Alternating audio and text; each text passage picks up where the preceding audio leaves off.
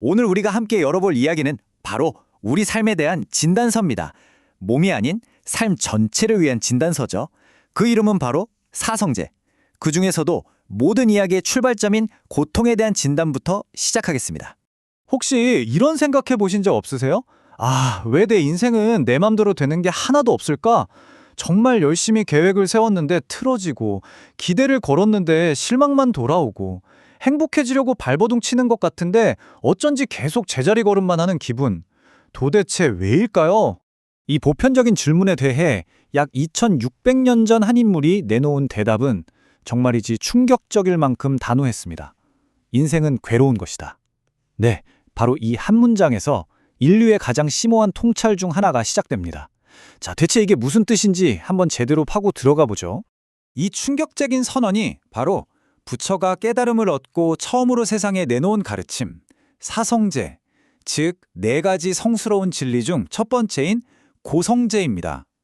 경전에 따르면 고성제는 이런 뜻입니다. 우리가 발딛고 있는 이 현실 자체가 본질적으로 만족스럽지 못하다는 성스러운 진리.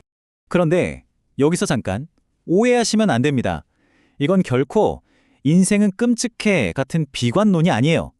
오히려 뛰어난 의사가 환자의 병을 고치기 전에 정확하게 상태를 진단하는 것과 똑같습니다.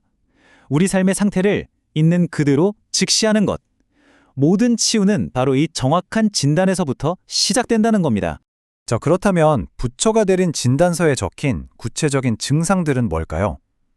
놀랍게도 그는 우리가 겪는 괴로움을 사고팔구, 즉 8가지 유형으로 아주 체계적으로 분류했습니다. 한번 그가 제시한 증상 리스트를 하나씩 체크해 볼까요? 우선 그 누구도 피할 수 없는 4가지 근본적인 고통이 있습니다. 태어남, 늙어감, 병듦, 그리고 죽음. 이건 선택의 여지가 없죠. 생명체라면 예외 없이 겪어야 하는 이 과정 자체가 바로 고통의 기본값이라는 겁니다. 이런 생물학적인 고통 위에 우리의 마음과 관제 속에서 생겨나는 4가지 심리적인 고통이 더해지면서 8가지가 완성됩니다.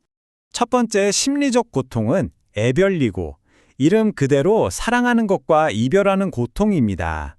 정말 사랑했던 사람, 소중히 아끼던 물건, 정들었던 장소, 이런 것들과 헤어질 때 마치 내 몸의 일부가 뜯겨나가는 듯한 아픔을 느끼죠. 두 번째는 원증회고. 이건 애별리고와 정반대입니다. 미워하고 피하고 싶은데도 억지로 만나야만 하는 고통이죠. 보기만 해도 스트레스 받는 직장 상사, 가기 싫은 모임, 정말 우리 일상에 너무나 흔한 상황 아닌가요? 세 번째, 구부듣고. 이건 아마 현대인들에게 가장 익숙한 고통일 겁니다. 원하는 것을 구하지만 얻지 못하는 고통. 더 많은 돈, 더 높은 명예, 간절한 사랑. 손에 넣고 싶은데 얻지 못할 때 느끼는 그 좌절감과 상실감. 이게 바로 구부듣고입니다. 그리고 마지막 8번째는 오음선고입니다.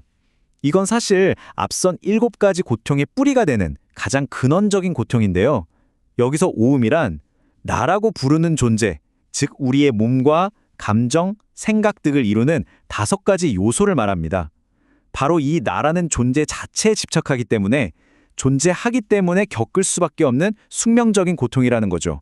자, 이렇게 8가지로 증상을 나눈 것에서 더 나아가서요. 고통을 그 성질에 따라 3가지 다른 얼굴로 나눠보기도 합니다. 이 관점을 알면 고통을 훨씬 더 입체적으로 이해할 수 있게 됩니다. 이 3가지 분류가 정말 흥미로운데요. 첫째, 고고. 이건 우리가 흔히 하는 그냥 아픈 겁니다.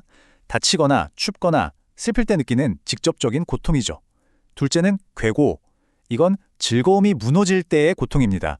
예를 들어 행복했던 휴가가 끝났을 때의 아쉬움, 혹은 내가 누리던 부와 건강이 사라졌을 때의 상실감 같은 것들이죠.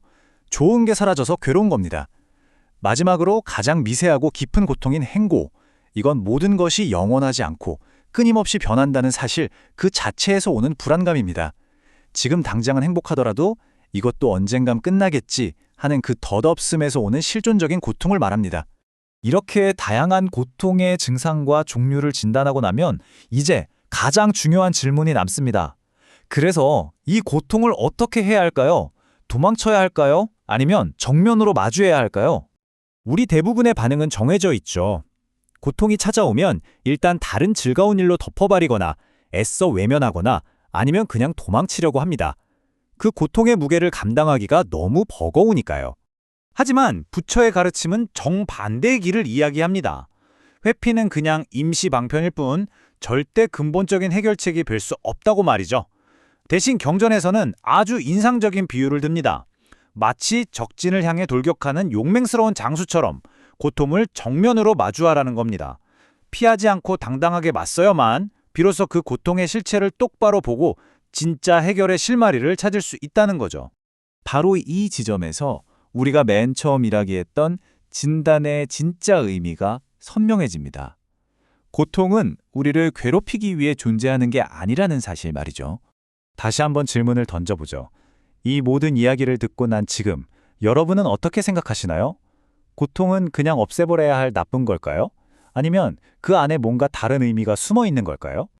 현대의학의 비유를 들면 그 의미가 아주 명확해집니다.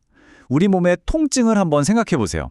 아픈 건 싫지만 사실 통증은 우리 몸에 문제가 생겼다고 알려주는 고마운 경고 신호입니다. 만약 우리가 통증을 못 느낀다면 몸이 망가지는 줄도 모르고 있다가 큰일이 나겠죠? 인생의 고통도 똑같습니다.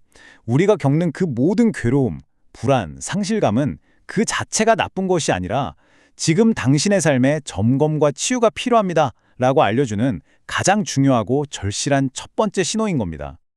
그렇기 때문에 경전을 이렇게 말합니다. 괴로움의 진짜 모습을 똑바로 바라보는 그 순간이야말로 평온함을 향한 여정의 진정한 출발점이라고요. 고통을 인정하고 정확히 진단하는 것, 그것이 바로 모든 문제 해결의 첫걸음이자 유일한 시작점이라는 뜻입니다. 오늘 우리는 삶의 고통이라는 진단서를 함께 읽어보았습니다.